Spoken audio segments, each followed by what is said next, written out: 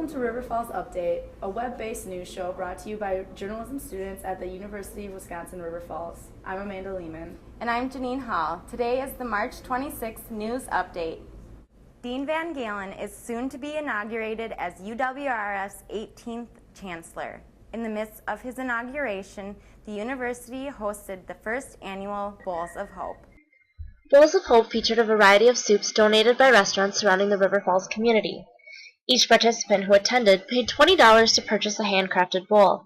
UWRF ceramic and pottery classes created the bowls along with high school students. Like what it's all going for, the money, the proceeds, it's just the happiness that I feel from knowing that I'm helping someone and knowing that it's going for a good cause. Bowls of Hope is a benefit for St. Croix Valley Charities. This year's proceeds will be donated to Our Neighbor's Place, a local charity that was founded last year. This week we really wanted to do something that demonstrated the connection between the community and the university and to help a local charity. And so Mary and some others came up with the idea of Bowls of Hope. It truly is a union of the community and the university, so it's been great. The organization serves families and individuals of Pierce and St. Croix counties by promoting self-sufficiency. In addition, attendees were able to enjoy entertainment from the Kinney Song Sisters. The university plans to continue to work with the community each year to fundraise for St. Croix Valley organizations. For River Falls Update, I'm Jenna Nelson. River Falls Update, a web-based news show brought to you by journalism students at the University of Wisconsin-River Falls. I'm Jenna Nelson. And I'm Janine Hall. Today is the April 23rd news update. At the University of Wisconsin-River Falls, students are given a more realistic look at the consequences of drinking and driving. The accident, although fictional, contains graphic images of a collision. River Falls reporter Jenna Nelson has more on the story. Monday, law enforcement officials shut down a street off of Cascade Avenue. In place of parked cars, students gathered to see a reenactment of an accident scene. The accident scene is an annual event called Crash on Cascade, put on by the Greek organizations. The actors were played by UWRF students who volunteered to participate. What started off as an end-of-the-year celebration turned ugly as the students portrayed victims in a deadly drunk driving collision. It was actually a real eye-opening experience to see what can happen when alcohol is involved, and it really makes us think about the decisions that we make. Some actors portrayed victims who were thrown from the vehicles while others remained trapped in the car. The River Falls Police and Fire Department, as well as River Falls Emergency Medical Services, rushed to the scene to demonstrate how they actually respond to an accident. Each victim sustained a particular injury that ranged anywhere from head trauma to road rash.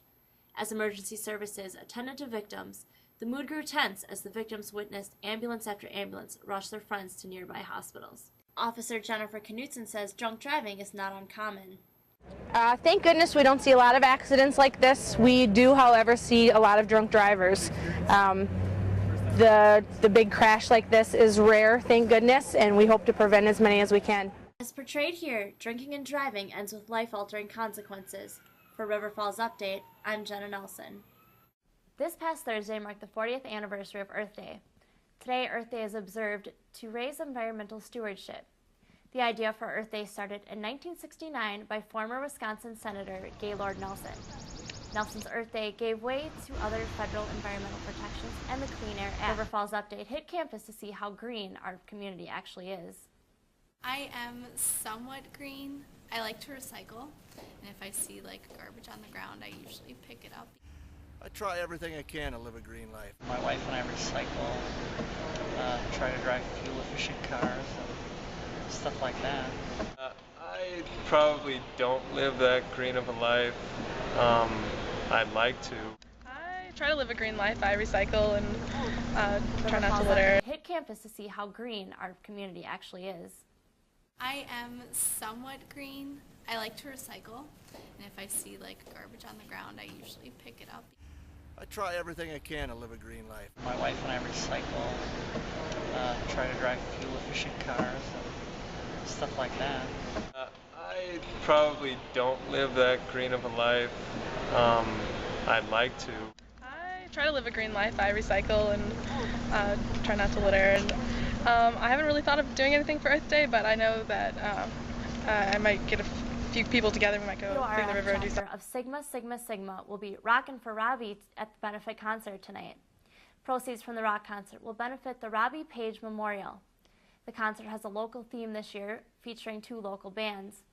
Doors open at 7 in the Falcon's Nest of the University Center, and tickets are available at the door. That concludes this week's edition of River Falls Update.